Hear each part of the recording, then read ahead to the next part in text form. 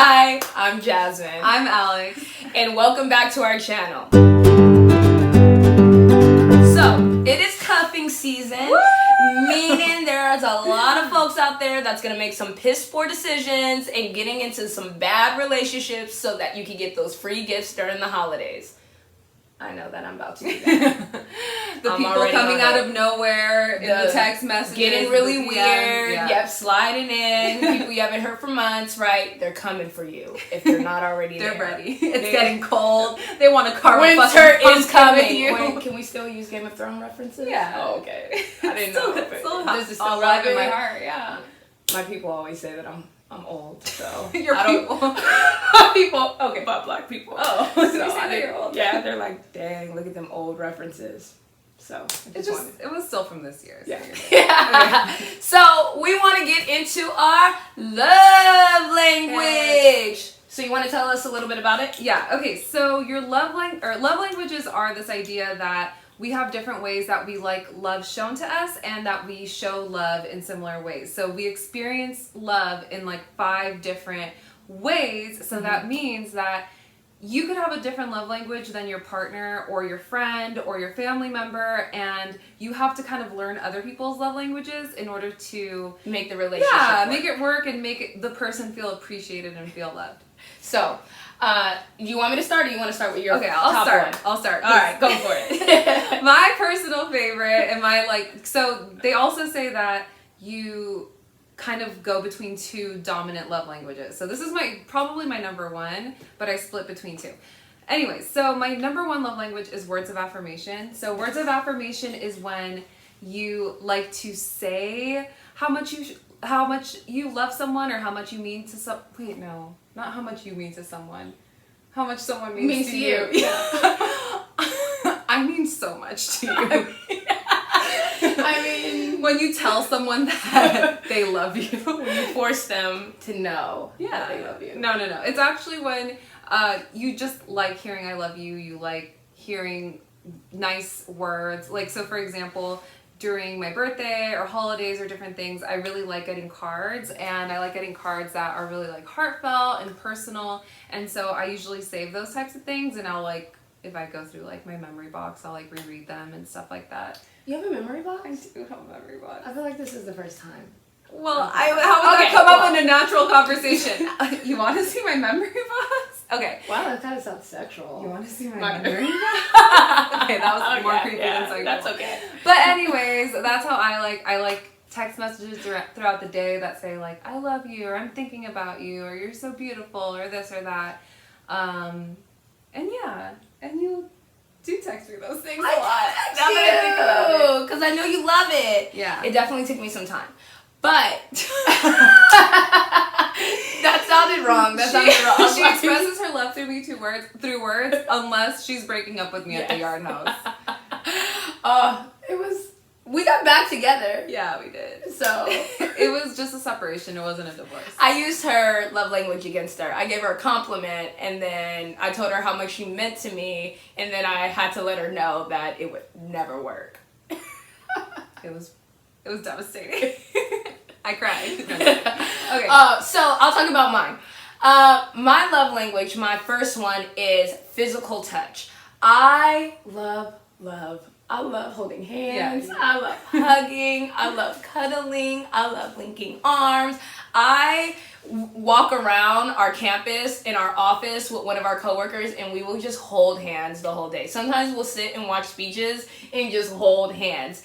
At the gym, I can be sweating profusely, and Alex will walk in dry, and I'll just be like, come on, come give me some love. Just like, I can't do this. Just because there's sweat. But then also, it'll be like, I'm done with the workout, and she'll walk in dry, and she's still like, come give me it. And I'm like, I just want to mix. I just want it to be like, ooh, I'm infused with you infused with me, some crime happens, no one knows, DNA is everywhere, it's crazy. Yeah. Okay, so you just want everyone's DNA to be all over the world, yes, just in case you commit a crime. I commit a crime. That's kind of beautiful. We're all in this together. Yeah. Literally. In jail. Yeah.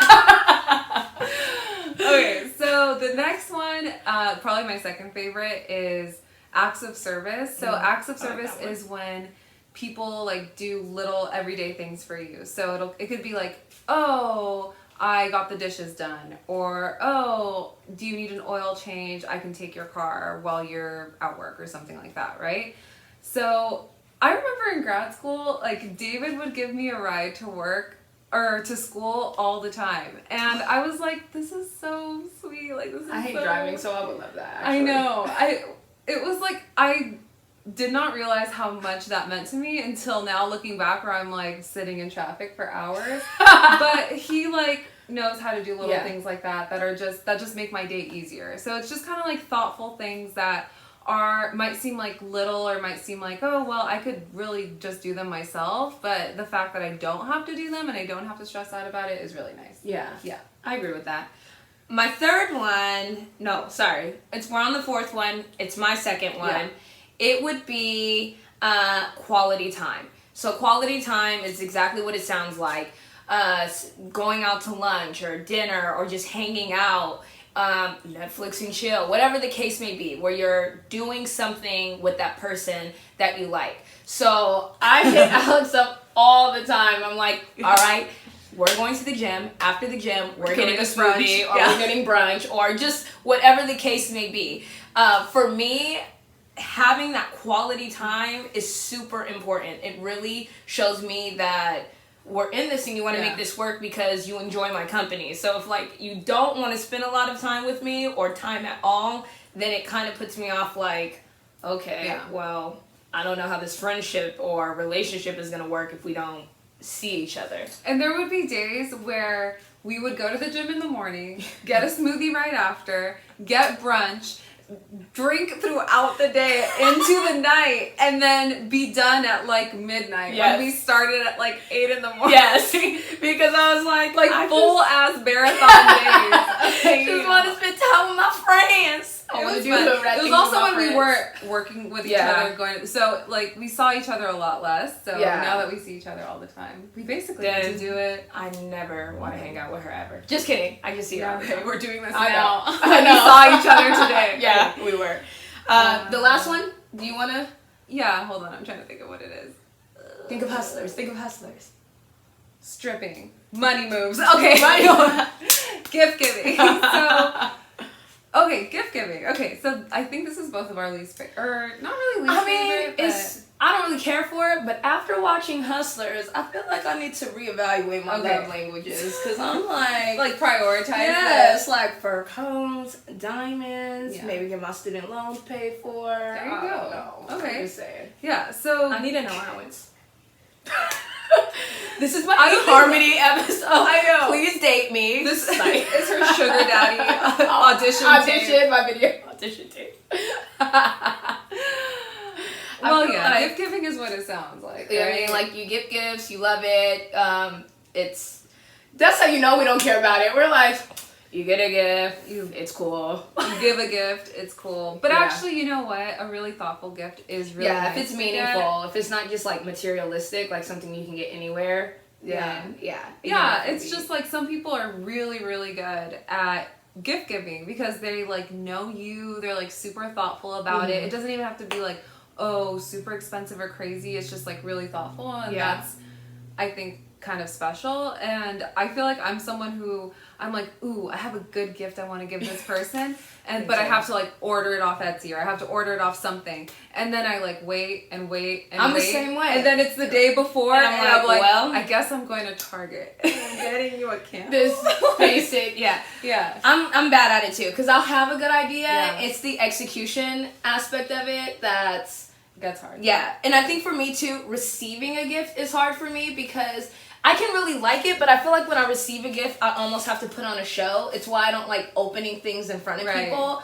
So it makes me uncomfortable to receive a gift and have that be my love language, because then I feel like I have to be like extra excited for something that I'm like, I definitely like this.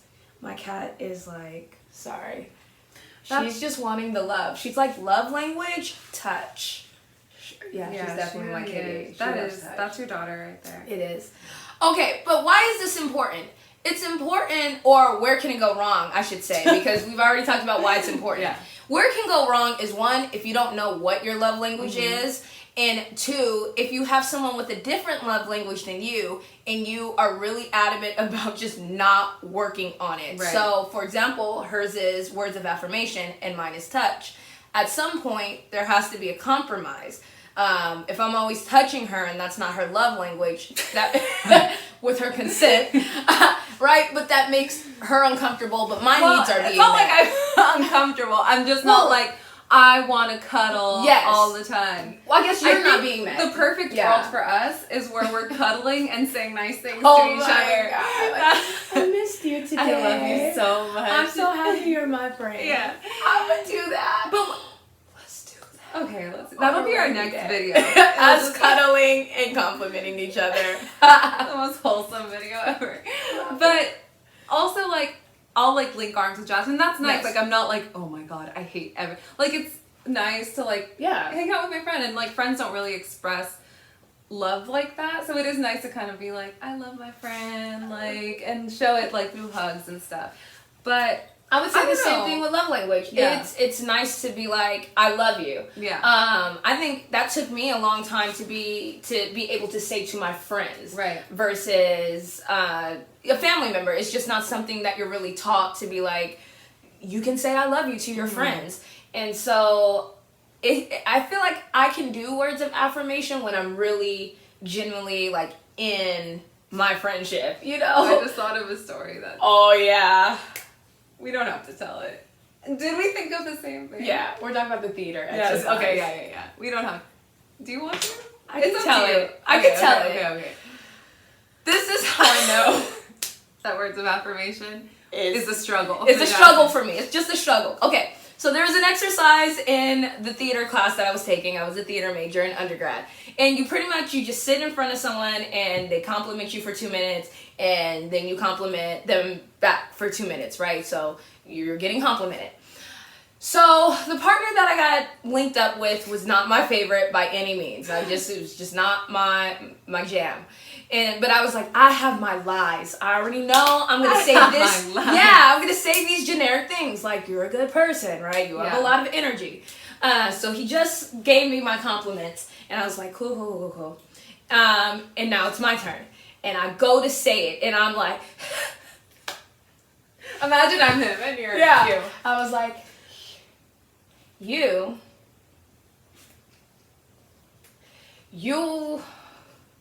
and so the teacher is like, say something, say anything. And I know, I'm like, you. Oh my god, this is so uncomfortable. Yes.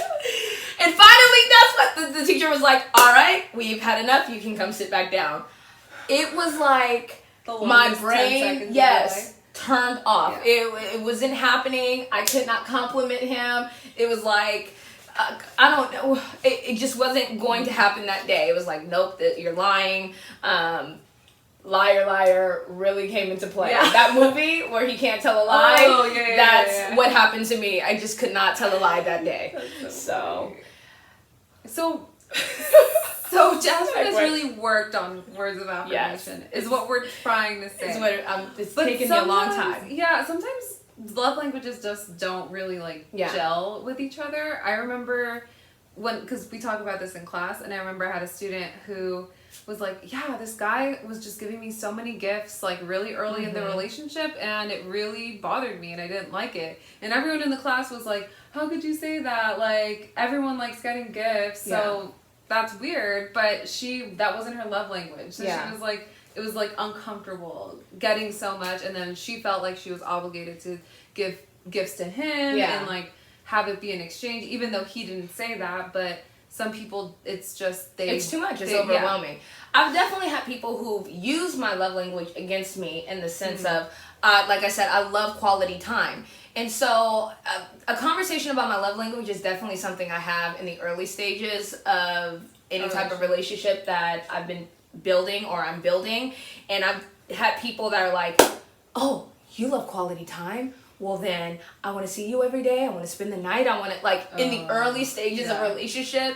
And that becomes overwhelming. I think for me, when it comes to quality time or my love language, I also like to be in control of how that operates. Like, I want to be the one to be like, come hang out with me, or right, let's go get lunch or something like that, or stay the night or don't stay the night, versus someone wanting that because they think that I want it, yeah. and then they do it excessively. Right. So that can also be an issue, knowing limits of love language. Yeah, definitely. Or I'm trying to think of a good story of mine not meshing. Okay, so my boyfriend's is definitely physical touch. And one time we were on a jog, and we were like jogging, and then I'm like, what the? Like, he was trying to hold my hand as we were working out and jogging.